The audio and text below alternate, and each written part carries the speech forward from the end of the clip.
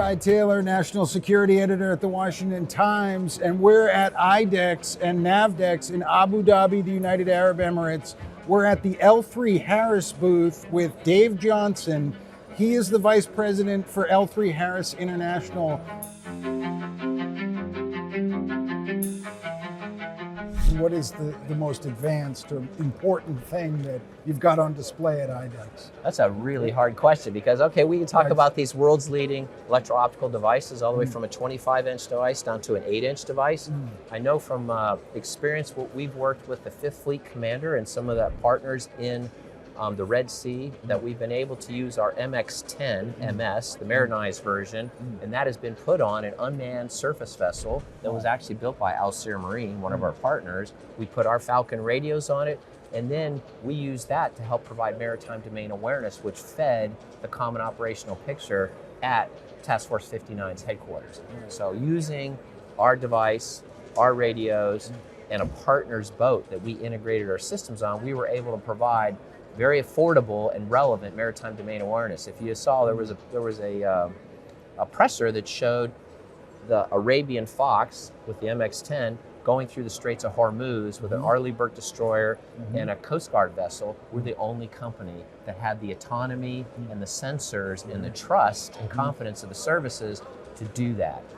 So I think that brings to how we can meld not only world-leading sensor technologies between electro-optical devices, where you can actually see someone smoking on the bridge of a vessel from miles away using something like that 10MS, or you can see from over 100 miles away using an MX-25, looking down and finding threats, submarines, vessels, tied on the bottom of, say, an MQ-9B, Sea Guardian. The other things I think are disruptive that you can see and touch, robots. You've got the L3Harris T4 robot on display here at IDEX. We do. That behind the scenes company representatives brag has the texture feel of almost a human hand. It can. It can. It's really phenomenal, and it really drives off our larger T7 robot capability.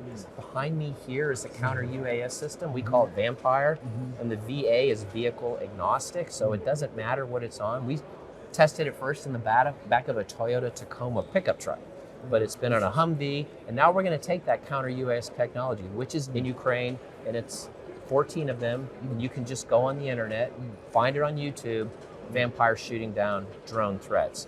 We'll take that technology and put it on the back of our unmanned surface vessels, so now you can use that in a novel way to help deal with the missile threat that's happening in the Red Sea. That applies in other areas of the world, but it's a combination of unique technologies. Put them together, use them in innovative ways, and disrupt the market. Why is it so important for L3Harris to be here at really the biggest weapons arms display in the world? It is impressive, Guy. It's the first time I've been here at IDEX. But if you think about it, we've been in the region, L3Harris, 35 years, and we very much value the trusted partnerships we have with many of the nations in this area. But what IDEX brings for us is the ability to meet with customers. And one of the things I think L3Harris brings to the table is we listen. It impressed me when I was in the US Navy, 36 years, L3 was my customer in the submarine force. But really our time here is we can listen to senior government, military, and other business leaders to understand the problems that are in this AOR, understand their critical mission needs, especially given a shifting security environment that we're in. But the other part is for us to be able to demonstrate some of our capabilities and actually go through a discussion on what we might be able to apply, tailor to solve some of our customers' most difficult problems. When you have these shows in a booth like this, you see, it's really a compact way to demonstrate our integrated capabilities. How do you see the current global and regional security dynamics shifting? It's a very active environment. It's the most kinetic it's been in quite a long time. So from a world and threat perspective, this is a very active and dynamic place. I think what makes it important to us is our ability to help the customers deal with that active and dynamic environment.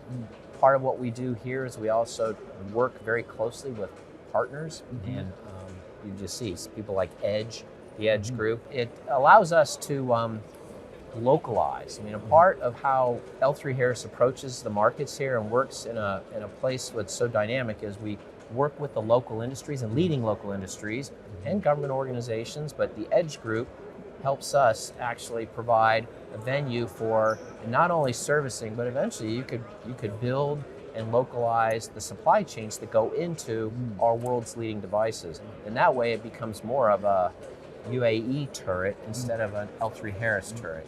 We've done this in other areas of the world. We obviously work in the US market. It's about 80% of our business, but a fifth of our business is international. It's a major part of L3Harris. If you look over at our radios, we actually have 2 factories right now where we build world's leading software-defined radios, which are radios that build a network, and then countries over time through transfer technology can build up their competence and even apply their own waveforms. But what does this bring? By using these radios and the ability to have them software defined, you can now interoperate with your other allies and partners. You can actually have your own indigenous if you just want to communicate within your own forces, but you also can interoperate and even be interchangeable with US forces. Dave Johnson, thank you so much for speaking with Threat Status at the Washington Times here at IDEX in Abu Dhabi. Yes, sir. Thank you very much. I very much appreciate your time.